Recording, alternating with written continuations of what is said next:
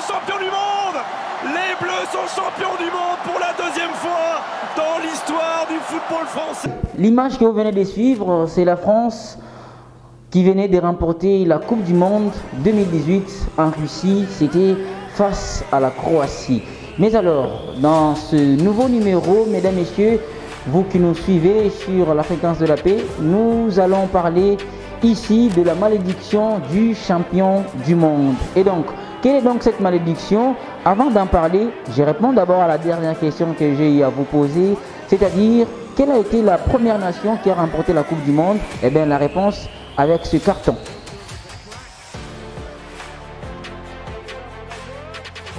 Voilà, c'est donc l'Uruguay qui avait remporté la première édition de la Coupe du Monde en 1930. Mais aujourd'hui, nous allons parler de la malédiction du champion du monde. C'est quoi donc cette malédiction? Je vous explique cela tout de suite après ce but. Et il pensait que c'était le corner pour l'équipe de France. Corner rentrant, il est bien frappé au premier poteau.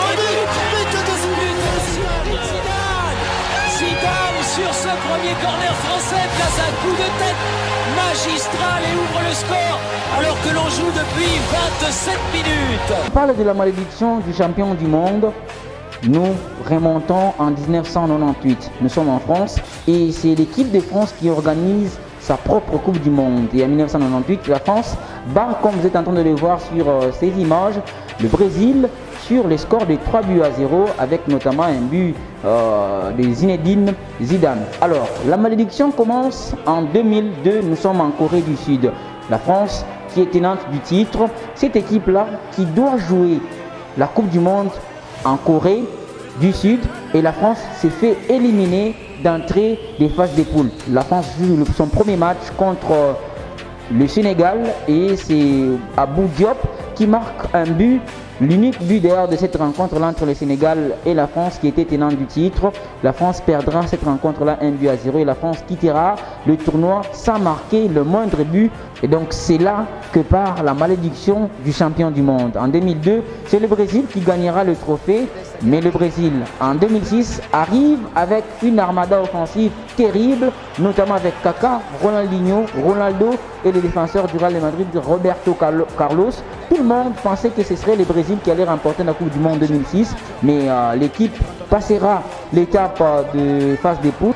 Mais arrivé en quart de finale, l'équipe se fera éliminer par Zinedine Zidane qui était des grands soirs. Ce jour-là, contre le Brésil, Zinedine Zidane au sommet de son art éliminera le Brésil en quart de finale. En 2006, c'est finalement la France qui sera battue en finale avec cette tête, ce carton rouge de Zinedine Zidane. Et donc la France perdra la finale au tir au but face à l'Italie. Nous sommes en 2010, cette fois-ci en Afrique du Sud. L'Italie qui vient en étant championne en titre, l'équipe tenante du trophée. Elle arrive en 2010 en Afrique du Sud.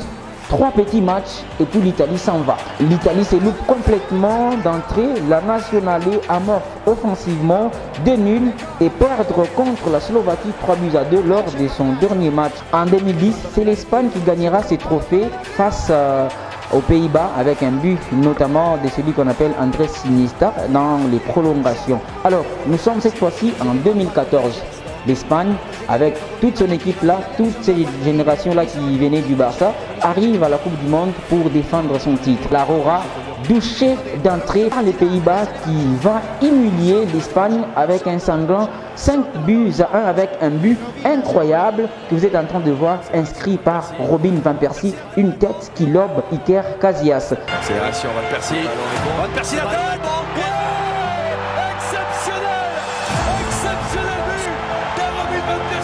Le Chili, quelques jours plus tard, battra aussi l'Espagne et l'Espagne ne passera pas la phase des poules. Et c'est l'Allemagne qui remportera ces trophées après avoir battu en finale 1-0 l'Argentine avec un but de Mario Götze. D'ailleurs, Mario Götze sera de la partie pour cette Coupe du Monde 2022 au Qatar.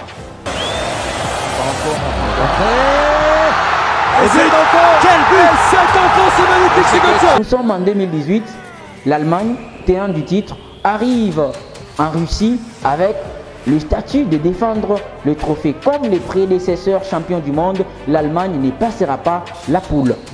Défaite d'entrée face à l'équipe mexicaine. L'équipe gagnera au forceps contre la Suède dans les temps additionnels sur un coup franc magnifique tiré en détente par Toni Kroos avant de s'incliner contre la Corée du Sud lors de la dernière journée. Opportunity for Germany to earn a victory here. Kroos will go for it and score! An inspirational moment from Toni Kroos. Well, when they're down, when they are tested, they find a way to win. Et l'Allemagne se fera éliminer dans les phases des poules. Et en 2018, vous le savez très bien que c'est la France qui a gagné ces trophées après avoir battu 4-2 l'équipe croate avec notamment Luka Modric. La question que nous nous demandons, que nous nous posons, la France passera-t-elle la phase des poules pour cette édition de la Coupe du Monde 2022 au Qatar? La France sera-t-elle à mesure de briser cette malédiction du champion du monde qui s'est fait toujours éliminer dans la phase des poules? La réponse après les 3 premières journées de Doha. Mais alors, je ne vais pas ici vous quitter sans vous poser cette question. Qui est le meilleur buteur de l'histoire de la Coupe du Monde, toute compétition confondue? Qui est le meilleur buteur de l'histoire de la Coupe du Monde, toute compétition confondue? Pour vous qui nous écoutez à la radio, répondez au 097 17 29 800. Et face à Vida. Oh,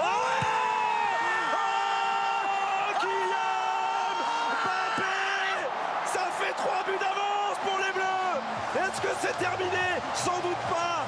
Mais elle n'a jamais été aussi proche.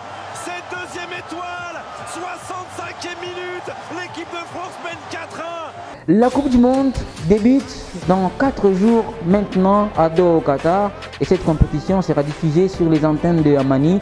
Vous serez donc privilégiés de suivre cette compétition. Alors, notre magazine de ce jour s'arrête par ici. On va se retrouver pour des prochaines expériences, pour des prochaines vidéos. Merci à vous tous de nous avoir suivis. Je vous retrouve demain pour un autre numéro.